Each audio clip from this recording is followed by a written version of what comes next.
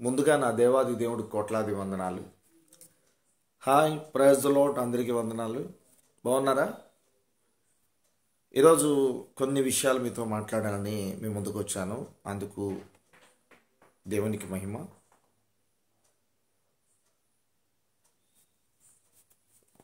చాలామందికి జ్ఞానము జ్ఞానము జ్ఞానము అని మనుషులు జ్ఞానంతో వెళ్ళిపోతున్నారు. మనుషులు జ్ఞానం మట్టిదని, దేవుని మహాకృప, దేవునిలో పొందుకున్న జ్ఞానము అది నేను బ్రతికిస్తుందనే వాక్యం చెప్తుంది.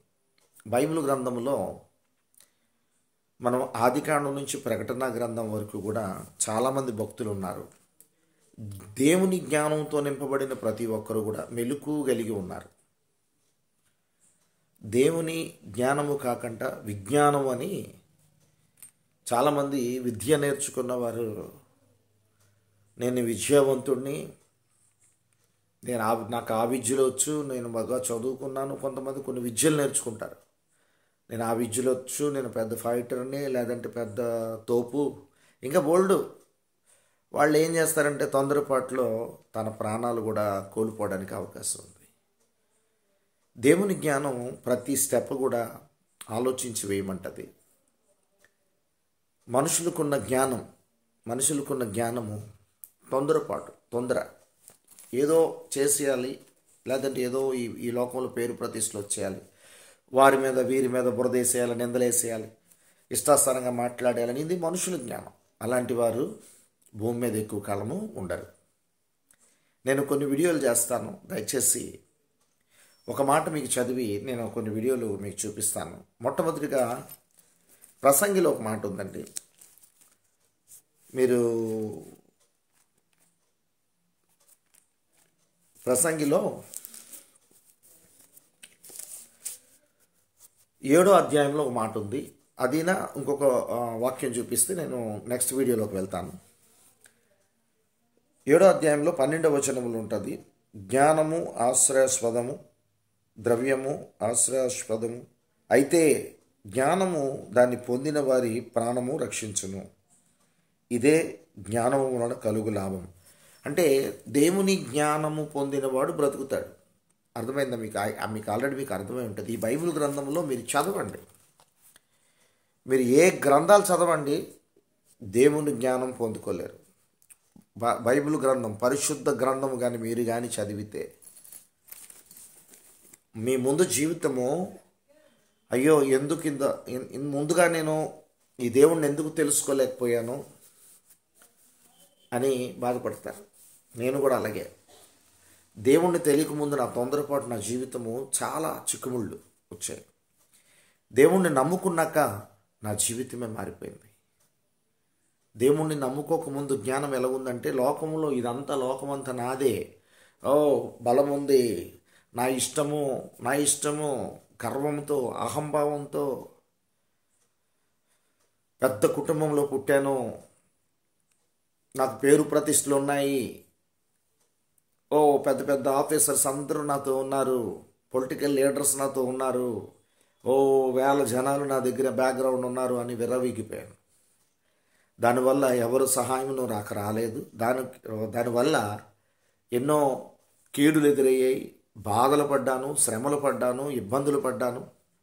ఇది తెలుసుకోండి సహోదరులారా. దేవుని జ్ఞానము ఎప్పుడైతే నేను పొందుకున్నానో ప్రశాంతత వచ్చింది. ఫస్ట్ ప్రశాంతత. దేవుడు అంటాడు కదా మత్తయి సువార్త 11:28, ప్రయాసపడి భారం మోసుకున్న నా జనులారా నా యుద్ధకు రండి అని. నిజమే, ఆయన యుద్ధకు వచ్చినప్పుడు నేను తెలుసుకున్నాను, నేను లైఫ్లో తండ్రి నాకు ముందు నువ్వు ఎందుకు నాతో మాట్లాడలేకపోయావు, నన్ను ముందే ఎన్నుకుంటే నేను నీ కొరకు బ్రతికి, మరి ఎంతోమంది నా ఫ్రెండ్స్ చనిపోయారు, మా వీధిలో చనిపోయారు, ఇంకెంతోమంది చనిపోయారు, మరి వాళ్ళకు కూడా వెళ్ళి సువార్త ప్రకటించదునేమో, నీ ప్రేమను ప్రకటించి నీ జ్ఞానాన్ని వారికి తెలుపుదునేమో తండ్రి, నాకు ఎందుకు నువ్వు తెలపలేదు, ముందుగా ఎందుకు నన్ను పట్టుకోలేదు, బలపరచలేదు, నాతో మాట్లాడలేదని ఏడ్చేవాడిని. అప్పుడు దేవుడు అన్నాడు, సమయం అన్నాడు. పుట్టుటకు చచ్చుటకు ఒక సమయం ఎలా ఉందో ప్రతి మనిషికి ఒక సమయం ఉంటుందంట. ఆ సమయాన్ని దేవుడు కానీ నిన్ను రక్షించాలనుకుంటే ఖచ్చితంగా ఏదో రూపంలో దేవుడు మీతో మాట్లాడుతాడు, ఖచ్చితంగా రక్షిస్తాడు. నాకు కూడా ఒక సమయం 39 సంవత్సరాలు నిండాక దేవుడు నాతో మాట్లాడాడు. ఇంకొక మాట నేను మాట్లాడి ముందుకు వెళ్తాను. అది మనుషుల జ్ఞానం. ఇప్పుడు దేవుని జ్ఞానము మనిషిని బ్రతికిస్తుందని మనం తెలుసుకున్నాము. అది నీ ప్రాణం రక్షిస్తుందని తెలుసుకున్నాము. మొట్టమొదటి కొరింథీలో 3వ అధ్యాయంలో 18వ వచనం, ఎవడును తన్ను తాను మోసపరచుకొనకూడదు. మీలో ఎవడైనను ఈ లోకమందు తాను జ్ఞానినని అనుకొని ఎడల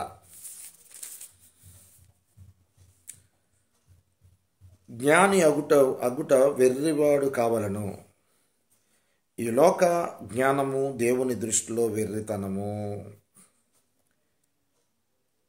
చూసారా, ఈ లోక జ్ఞానము దేవుడి దృష్టిలో వెర్రితనం.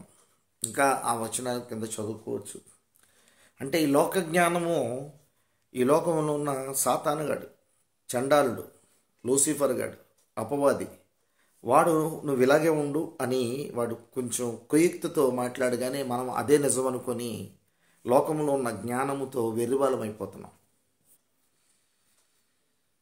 ఇంకొక మంచి మాట మీకు వినిపిస్తాను చూడండి. ఇంకొక మంచి మాట చూడండి. నేను అప్పట్లో మా యాదవ రాజులు యేసు ప్రభు కోసం తెలీదు పూర్తిగా, నాకు తెలిసిన మటుకు పూర్తిగా తెలీదు. మరి సిలువను గుర్చిన వార్త చాలామందికి తక్కువ తెలుసు. నా చిన్నప్పుడు ఒక ఆవిడ మా ఏరియాలో తిరిగేది, ఒక ఆవిడ భర్త భార్యలు తిరిగేవారు. వాళ్ళు నాకు ఒకరోజు సడన్గా దొరికితే నా చేతి మీద, నా బుర్ర మీద చేసి ప్రార్థన చేశారు. అది దేవుని జ్ఞానం అని తర్వాత నాకు ఇప్పుడు దేవుణ్ణి తెలుసుకున్నాక తెలిసింది. అప్పుడే నాకు నిజంగా జ్ఞానం తెలిసి ఉంటే, దేవుడు దర్శించుంటే నేను లోకంలో ఉండేవాడిని కాదు. అయితే ఇక్కడ నేను చెప్పేది ఏమిటి అంటే బాగా గమనించండి. 1 కొరింథీ మొట్టమొదటి అధ్యాయంలో 18వ వచనం చదువుతున్నాను. సిలువను గుర్చిన వార్త నశించుచున్న వారికి వెర్రితనము గాని రక్షించబడుచున్న మనకు దేవుని శక్తి. చూసారా, లోక జ్ఞానం వెర్రితనం. ఎందుకంటే యేసు ప్రభు కోసం చెప్తుంటే వారు వెర్రి వాళ్ళగా చూస్తున్నారు మనల్ని, వారు నశించిపోతున్నారని దేవుడు చెప్తున్నాడు. అందుకే దేవుడు ఆ దివిని విడిచి భూమి మీదకి వచ్చాడు. మరి 19:10 ప్రకారము నశించిన దానికి వెతుకు రక్షించుడు కొరకు దేవాది దేవుడు వచ్చినట్టు మనము చూడగలుగుతున్నాం. ఆ వాక్యం కూడా మనం చదువుకుంటే లోక 19వ అధ్యాయంలో క్లియర్గా ఉన్నది. లోక 19:10లో నశించిన దానిని వెతికి రక్షించుట కొరకు మనుష్య కుమారుడు వచ్చినని అతనితో చెప్పాను. ఈరోజు ఈ సిలువను గుర్చిన వార్త, యేసు ప్రభు కోసం ఎవరైనా సువార్త ప్రకటిస్తుంటే అవతల వారిని వెర్రివాళ్ళుగా చూస్తున్నారు. వీళ్ళకి పనిపాట ఉండదా, వీళ్ళు సువార్త ప్రకటిస్తున్నారు, మా ఇంటి ముందు తిరుగుతారు, మా ఇంటి ఎదురుగుంటారు ఉంచుంటారు, మా ఏరియాలోకి వస్తున్నారు, మా ప్రాంతానికి వస్తున్నారని వెర్రిబారులాగా చూసి వారి మీద తిరగబడుతున్నారు. వాళ్ళందరూ ఏమైపోతున్నారంటే నశించిపోతున్నారు. కానీ దేవుడి కోసం తెలిసిన వాడు తన ప్రాణాన్ని రక్షించుకుంటాడని ఈ వాక్యం చెప్తుంది. నేను నెక్స్ట్ వీడియోలు కొన్ని వీడియోలు చేస్తాను, అందరూ చూడండి. Praise the lord. మరి మీటింగ్స్ లేవు నాకు ఈ మధ్యన. దేవుడు మహాకృప, పేదవారి పరిచయం కూడా చేయాలి. నా కొరకు ప్రార్థన చేయండి. నాకు కొన్ని ప్రాబ్లమ్స్ ఈ 6 నెలల్లో అనారోగ్యం విషయంలో కానీ, ఫైనాన్స్ ప్రాబ్లం విషయంలో కానీ చాలా ఒత్తిడి పడింది నా మీద.